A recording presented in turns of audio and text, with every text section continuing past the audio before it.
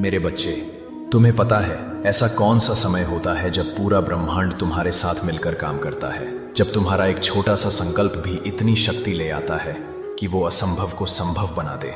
उस समय को कहते हैं ब्रह्म मुहूर्त। आओ मैं तुम्हें समझाता हूं इसका असली अर्थ।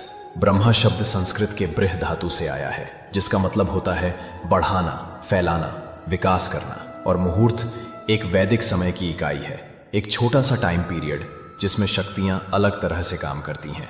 तो ब्रह्म मुहूर्त का अर्थ हुआ वो समय जिसमें तुम जो भी करते हो उसका प्रभाव कई गुना बढ़ जाता है। इसीलिए उसे अमृत बेला भी कहा गया है, वो बेला जिसमें सब कुछ अमृतमय हो जाता है। अब तुम सोच रहे होगे ये समय होता कब है। देखो, सूर्य सिद्धांत के अनुसार एक दिन मतलब 24 घंटे में 30 मुहूर्त होते हैं। हर मुहूर्त 48 मिनट का होता है। इनमें से 15 दिन के और 15 रात्रि के समय में होते हैं। रात्रि के 14वें मुहूर्त को ब्रह्म मुहूर्त कहा गया है, जो सूर्योदय से 2 मुहूर्त पहले यानी लगभग 1 घंटा 36 मिनट पहले शुरू होता है और 48 मिनट पहले समाप्त होता है। मान लो आज सूर्योदय 6 बजे है, तो 4:24 से 5:12 तक ब्रह्म मुहूर्त होगा। ये पूरे दिन के 30 मुहूर्त में सबसे शुभ, सबसे पवित्र और सबसे लाभदायक समय माना गया है। पर मेरे बच्चे, आज की आधुनिक जीवन शैली ने तुम्हें इस प्राकृतिक समय से अलग कर दिया है। रात देर तक फोन स्क्रॉल करना, लेट उठना, आर्टिफिशियल लाइट में जीना, ये सब तुम्हारे शरीर और मन को प्रकृति की क्लॉक से बाहर कर देता है। और जब तुम्हारी बॉडी प्रकृति की रिदम से अलग चलती है तो थकान, तनाव, चिंता, फोकस का लॉस, ये सब स्वाभाविक रूप से आना लगते हैं। जैसे स्कूल में बेल बजती है, कब क्लास शुरू होगी, कब ब्रेक मिलेगा, सबका एक शेड्यूल होता है। वैसे ही ब्रह्मांड ने भी एक दिव्य शेड्यूल बनाया है।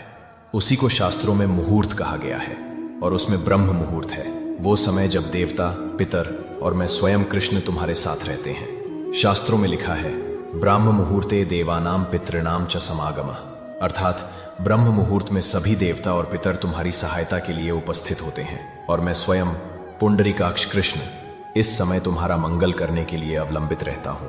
इस समय सत्व गुण अपने शिखर पर होता है, मन पवित्र होता है, वायु अमृतमय होती है और शरीर प्रकाश से भर जाता है। आयुर्वेद कहता है इस समय की हवा में चंद्रमा के अमृत कण होते हैं। इसीलिए ये वायु और इस समय का स्नान भी गंगा स्नान के बराबर फल देता है। अब सवाल यह है, कृष्ण इस समय करना क्या चाहिए? मेरे बच्चे, इस समय तुम्हें सबसे बड़ा काम करना है, जन्म मृत्यु के बंधन से मुक्ति पाकर कृष्ण प्रेम को प्राप्त करना। शास्त्रों में लिखा गया है स्मृत्वा हरिम समुत्थाय समुचितोत्थाय, अर्थात ब्रह्म मुहूर्त में उठना चाहिए, सोए रहना नहीं चाहिए और मन को मेरे भगवान हरि के स्मरण में लगाना चाहिए। जो ब्रह्म मुहूर्त में सोता है उसके सब पुण्य धीरे धीरे नष्ट होने लगते हैं। तो मेरे बच्चे, सुबह जल्दी उठ जाओ, अपने नित्य कर्म से निवृत्त होकर स्नान करो और मंगल आरती में भाग लो। अगर मंदिर नहीं जा सकते हो तो ऑनलाइन आरती अटेंड करो। फिर हरे कृष्ण महामंत्र का जप करो और गीता, भागवत जैसे शास्त्रों का अध्ययन करो। यही है सही सिस्टमैटिक साधना रूटीन।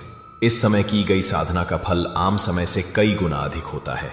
ये तुम्हारे जीवन में शांति, समृद्धि और आध्यात्मिक उन्नति लाता है। मेरे बच्चे, ब्रह्म मुहूर्त वो समय है जब मैं स्वयं तुम्हें सुनता हूं। तुम्हारा एक जप, एक प्रार्थना, एक नया संकल्प, पूरा ब्रह्मांड मिलकर तुम्हें उसका फल लौटाता है। इसलिए कल से नहीं, आज से शुरू करो। सुबह ब्रह्म मुहूर्त में उठकर मुझे याद करो, मैं वहीं हूं, तुम्हारे पास हूं। बस आंखें बंद करो और बोलो हरे कृष्ण कृष्ण कृष्ण हरे हरे, हरे राम राम राम हरे हरे। यही तुम्हारा जीवन बदलने का समय है।